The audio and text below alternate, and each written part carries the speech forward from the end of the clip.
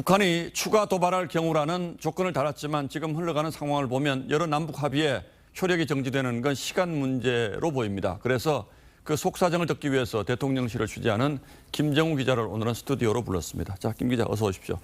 9.19 군사합의뿐 아니라 그 이전에 합의까지 효력 정지를 검토한다는 건데 이건 너무 강경 대응 아닌가요? 예, 뭐 그렇게 볼 수도 있는데 좀 배경이 좀 있습니다. 이게 먼저 비대칭 전력의 문제로 들여다볼 필요가 있습니다. 예. 이게 바로 이제 한쪽이 압도적으로 우월한 전력을 갖고 있을 때 쓰는 말인데 북한의 입장에선 핵무기와 함께 이번 사태에서 봤듯이 소형 무인기도 비대칭 전력으로 볼 수 있습니다. 그리고 우리 군 입장에서는 북한이 두려워하는 대북 확성기 방송을 비대칭 전력으로 봐야 할 겁니다. 그래서 비대칭 전력은 같은 비대칭으로 맞서야 한다 이런 구상인 겁니다. 예, 사정이 좀 달라졌다는 거죠. 예. 북한이 제일 두려워하는 게 대북 확성기 그리고 대북 전단이라는 얘기가 있는데 그렇다면 법 개정하면 될 텐데 법 개정이 아니라 효력 정지를 검토하는 이유는 뭡니까? 일단 대통령실 입장에서는 그 여소야대인 국회 상황을 감안할 수밖에 없습니다. 그 일명 김여정 하명법이라고 불렸던 그 대북 전단 금지법을 폐기시키면 간단하지만 현재 의석구도상 불가능하죠. 그래서 앞서 보도한 그 두 합의서의 효력을 정지시켜서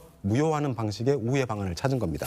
예, 뭐 사실상 남북 합의 파기로 볼 수도 있는데 국민 정서상으로도 그렇고 또 정치적 부담도 적지 않을 것 같은데요. 예, 근데 일단 대통령실은 이게 그 효력 정지가 곧 합의 파기는 아니다 이런 입장을 강조하고 있습니다. 이를테면 북한의 핵 포기 시점이나 도발 중단 약속과 같이 특정 시점을 그 효력이 제기되는 시기로 이제 제시를 하면 예. 합의 파기로 볼 수는 없다는 거죠.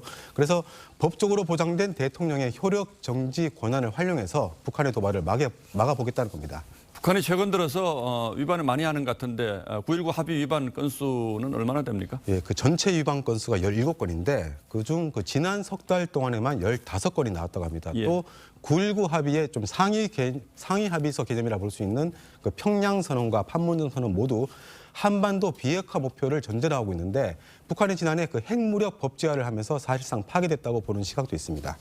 자, 이건 좀 다른 얘기입니다만 우리 군이 북한 무인기 대응 과정에서 좀 오락가락한 것 같아요. 이건 어떻게 봐야 합니까? 네, 그 무인기 격추에 실패한 것도 모자라서 그 정확한 비행 궤적 탐지에도 실패한 셈이 됐습니다. 그 정밀 분석이 필요했다고는 하지만 그 무인기 도발 하루 만에 언론을 통해서 제기된 내용인데 열흘이 지나서야 바로잡은 겁니다. 몰랐다면 무능이고 사전에 알았다면 국방장관이 국회에서 위증을 한 셈이 되는 겁니다. 예, 뭐 국방장관이 위정하는 건 아니다 이런 이제 해명도 나오긴 했습니다만 대통령실도 분위기가 썩 좋지는 않을 것 같아요. 예, 일단 대통령실도 관련 내용을 몰랐다고 하고요. 그 북한 무인기가 비행 금지 구역을 스쳐 지나갔다는 사실을 군 당국이 최종 판단한 게 그제인 3일이었습니다. 그리고 윤 대통령은 어제 보고를 받은 뒤에 국민들에게 바로 공개하라고 지시를 했다고 합니다. 경위 어쨌든 대통령실 내부 분위기 상당히 좋지 않았다고 하고요. 특히 윤 대통령이 군을 강하게 질타했다는 얘기가 전해지면서 국방장관을 비롯한 그 안보 라인에 대한 책임론도 거론되고 있습니다. 예. 문재인 정부에서는 북한이 미사일을 쏴도 이게 뭔지 모르겠다 이렇게 했는데 이번에는 그래도 말이라도 하니까 낫긴 하고 다행이긴 합니다. 예, 김정우 기자 잘 들었습니다.